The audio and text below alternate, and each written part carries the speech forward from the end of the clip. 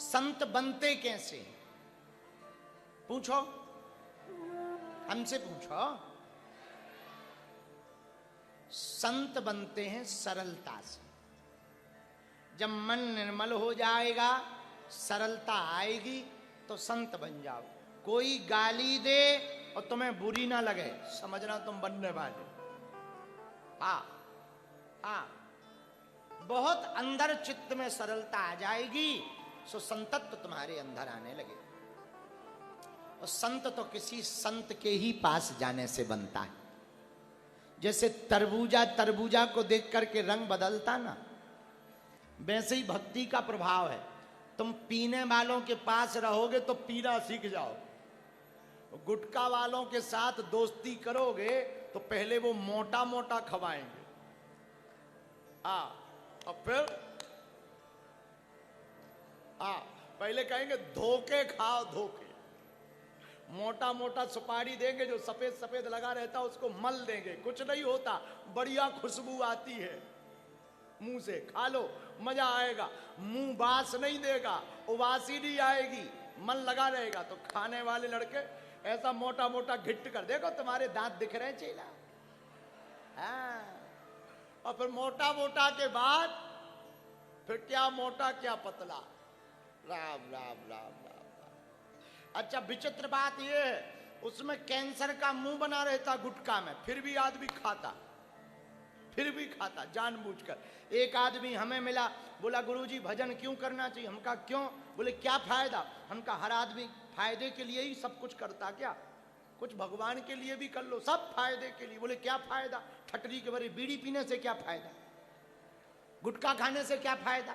लेकिन खाते हो, बीड़ी पीते हो, बहुत लोग पीते हैं।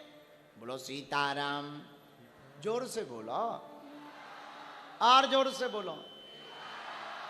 तो तरबूजा को देखकर रंग बदलता, वैसे ही भक्ति है, दूसरे को देख करके। अब बताओ, त्रिपाठी जी यहां शिवराजपुर में कथा करवाते हैं। अब कई लोगों के मन में लगता होगा जैसे त्रिपाठी जी कथा करवा रहे हैं ना, हम भी ऐसे ही व्यापार करेंगे, हम भी बागेश्वर वालों को बुलाएंगे। हाँ, ये मन में चलता होगा ना कई लोगों के खुजली। तो ये बढ़िया है, ऐसे दिमाग में बातें चलें, बढ़िया है। क्षेत्र का विकास होगा, बढ़िया उनका विकास होगा, बढ़िया बुद्धि प्रबल होगी, बढ़िया काम धाम करेंगे, बढ़िया अच्छी बात है। तो संगत का बड़ा प्रभाव होता भैया। जैसी संगत वैसी रंगत, जैसा खाओगे अन्न वैसी उड़ेगी मन, जैसा पियोगे पानी वैसी बोलोगे वाणी। हाँ, तो संगत का, तो संत बनेंगे कैसे? दूसरे संत का प्रभाव पड़ जाए। एक व्यक्ति था बड़ा विचित्र, बहुत विचित्र। उसे कई कथाओं में तो कई जगहों पर किताबों, उनको कई जगहों पर किताबों में यहां तक लिखा कि भोजन के लिए लोगों को पीट करके सामान छुड़ा लेते थे। कौन? वाल्मीकि जी। कौन? वाल्मीकि जी। लेकिन एक संत का प्रभाव मिला। किसका? नारद जी का।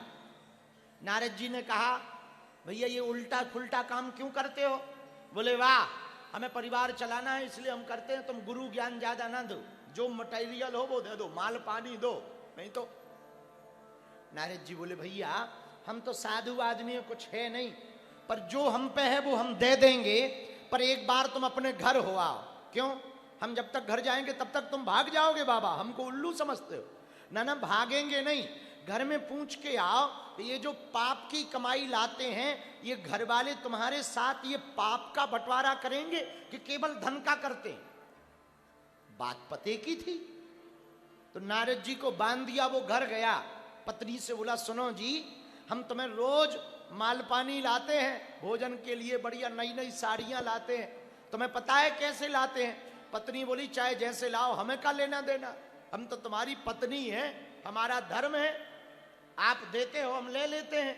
तो उसने कहा सुनो जी, हम पाप की कमाई से धन से सामान लाते हैं तो बंटवारा करके तुम्हें भी देते, बेटा को भी देते, तो कल के दिन जमराज आएंगे तो क्या तुम पाप भी बांटोगी? पत्नी बोली महाराज हम काहे को बांटेंगे, जो करे सो पाए।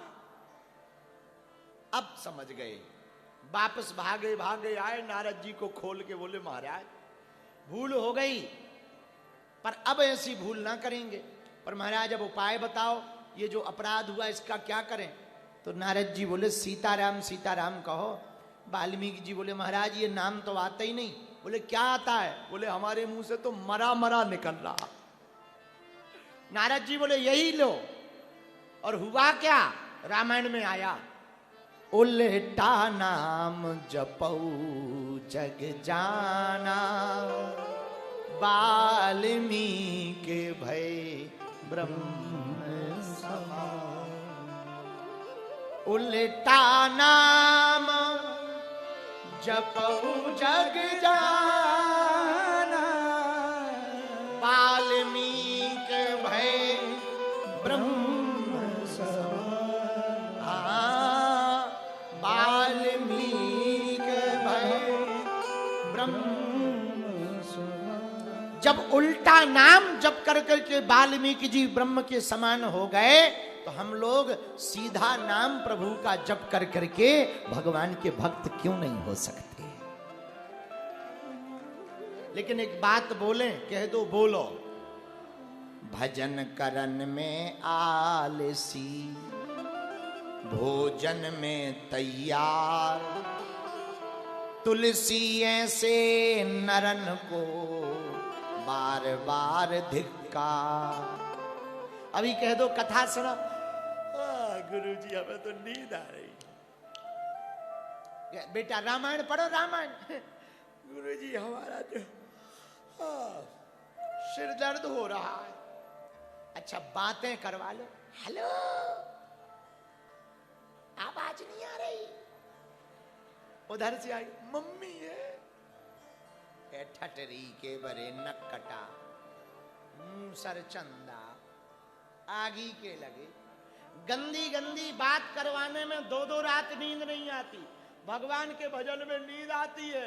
अरे भाई भगवान का भजन कर लोगे तो जीवन सुधर जाएगा।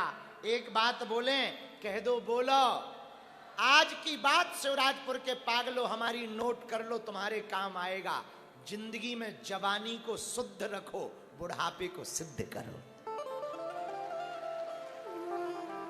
जो जवानी को शुद्ध रखता है वो बुढ़ापे में सिद्ध होता है। बोलो सीताराम। अरे जोर से तो बोलो। बालाजी महाराज के कृपा पात्र बागेश्वर धाम पीठाधीश्वर परम पूज्य धीरेन्द्र कृष्ण शास्त्री जी महाराज का पावन संकल्प। मध्य प्रदेश में छतरपुर के ग्राम गढ़ा में बनेगा विश्व स्तरीय कैंसर अस्पताल एवं रिसर्च सेंटर, जिसकी आधारशिला देश के यशस्वी प्रधानमंत्री नरेंद्र मोदी जी के कर कमलों से रखी जा चुकी है। 200 करोड़ रुपए की लागत वाले 100 बेड के इस अस्पताल में गरीबों का होगा मुफ्त इलाज।